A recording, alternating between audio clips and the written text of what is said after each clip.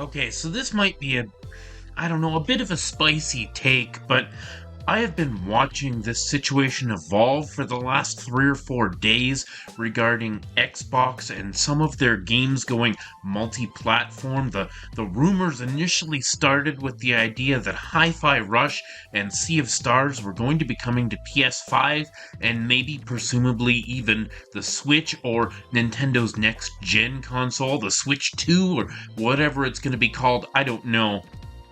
I really need to talk about the whole idea of a console platform going multiplat here. It's a very interesting conversation that has got so many people just really upset. Xbox fans are posting memes about throwing their Xboxes in the garbage, and the PlayStation fans are celebrating the demise of Xbox, and everybody seems to think that Xbox is going to be exiting the console space the way Sega did with the Dreamcast back in 2000 or whatever it was.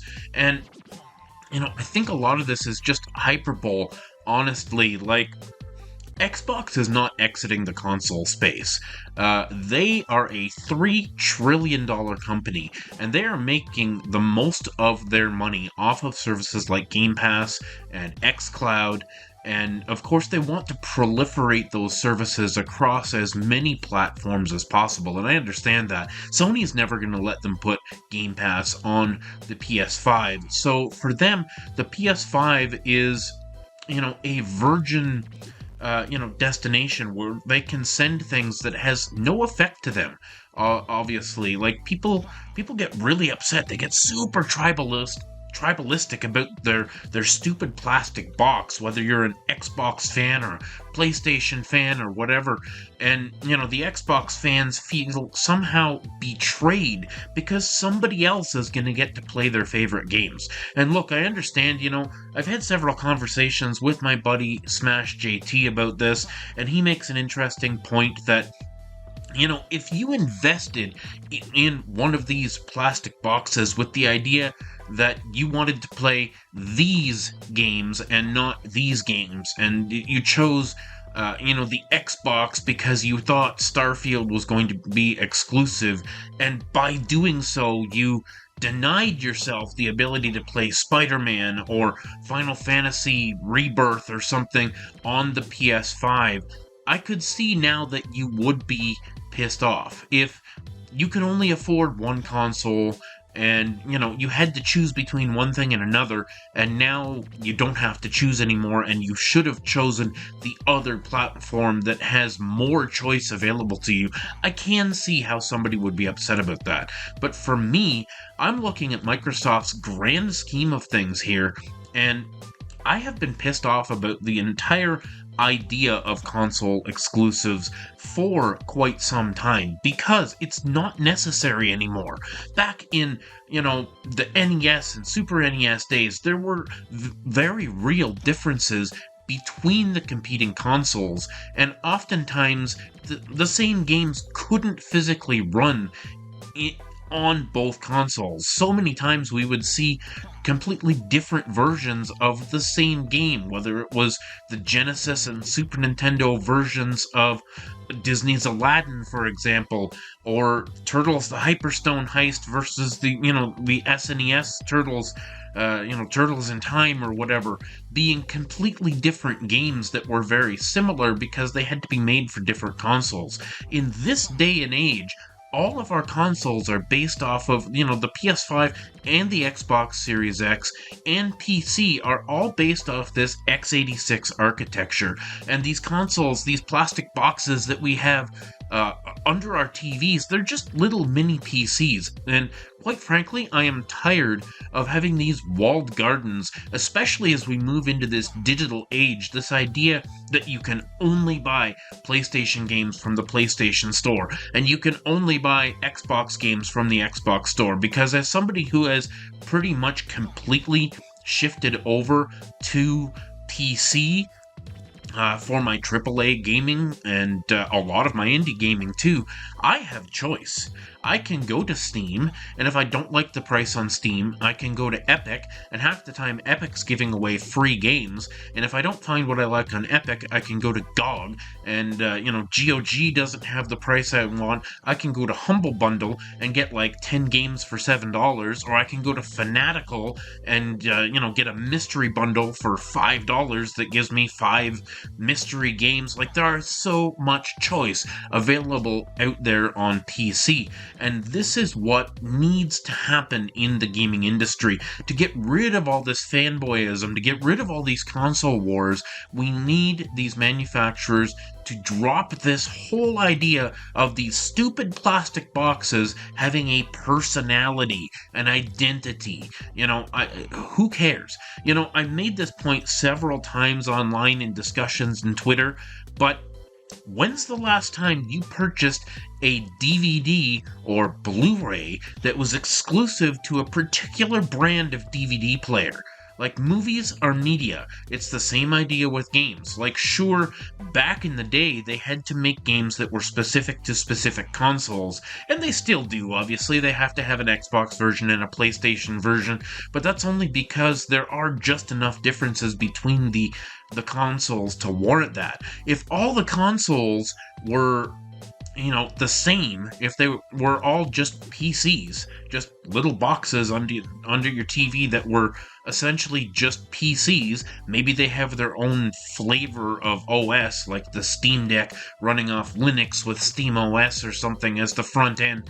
Like, okay, I get that, but there should be, as far as I'm concerned, a huge market of consoles, and none of these consoles should be selling 140 or 50 million, while everybody else fails, because it should be a universal technology that is available. We should have Panasonic Xboxes, and Sharp Xboxes, and TCL Xboxes, and maybe they all have a little bit different performance or price point, but they're all just like PC, whether I have an i5 from 2017 or whether I have an i9 that's brand new with a 4090 in it, I can play the same games on both computers.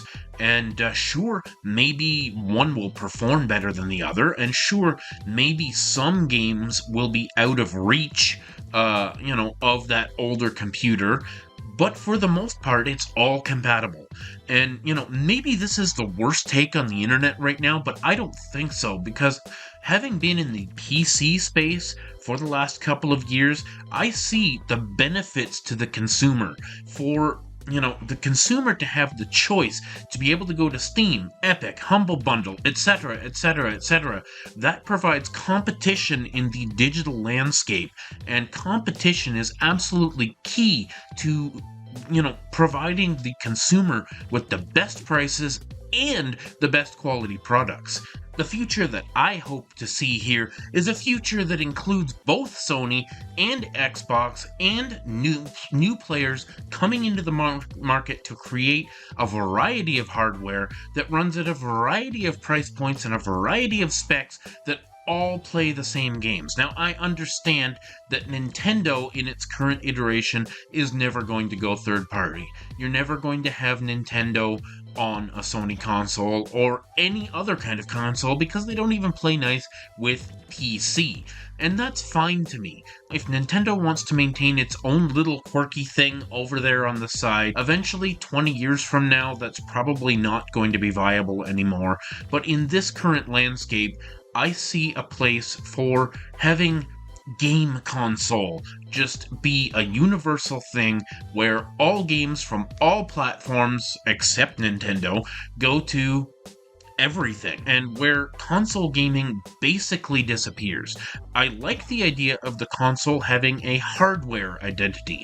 I like the fact that you can choose between an Xbox controller and a PS5 controller. I like the fact that there are different feature sets available, different UIs that you can be comfortable with, whether you prefer the Xbox layout on the screen or the PlayStation 5 layout, whether you prefer Game Pass or PlayStation Plus Premium or whatever your flavor of the day is.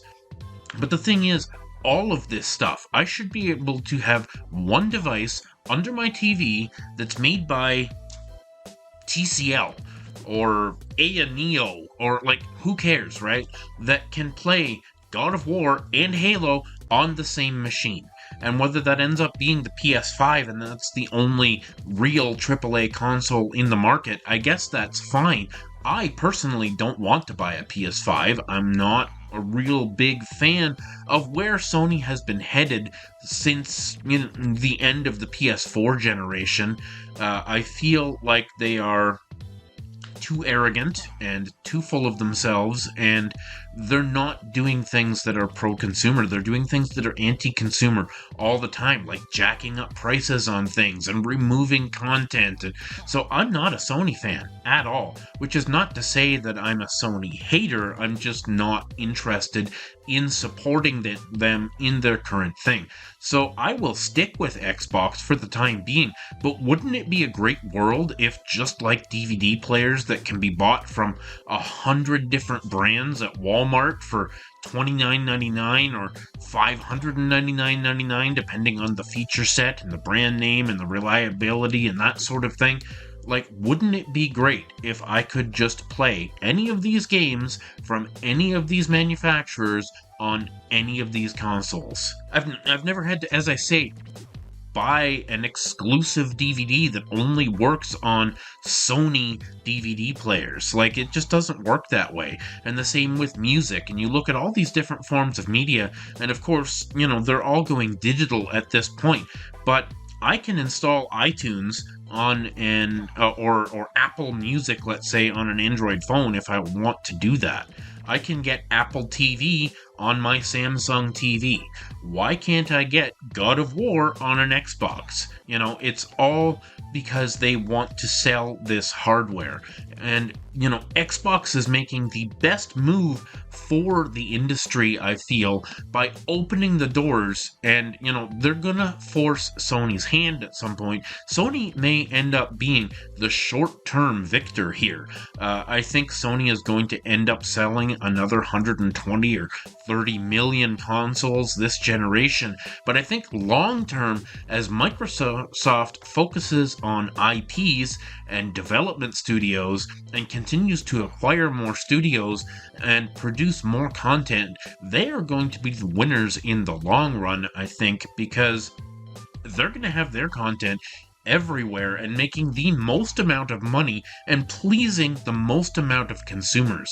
All of these ex-bots or whatever that are, these super fanboys that are sledgehammering their consoles or whatever, they're going to come around to the point where they realize Xbox is not exiting the console space. They're going to continue to have these games be exclusive to Game Pass and the Xbox console day one, and a lot of these games will come to other consoles and things like Nvidia Shield with xCloud and wherever else they can get these games to be, including Steam. I have the Halo Master Chief Collection on Steam. I have Forza Horizon 5 on Steam. I see no reason why, if it's on Steam, it can't be on PS5. I do not understand really what people are upset about, other than that whole angle of like, oh, I guess I bought the wrong console, whatever. You made the choice for the Xbox in the first place, so presumably you like what Xbox has to offer, and they're not offering you any less today than they were offering when you purchased that console. The fact that someone else gets to enjoy those games too does not affect you, and the fact that you still presumably prefer Xbox games and the Xbox ecosystem. Anyways, this is my hot take for the day. Feel free to crucify me in the comments. Have a good one. Thanks for subscribing. Stay classy.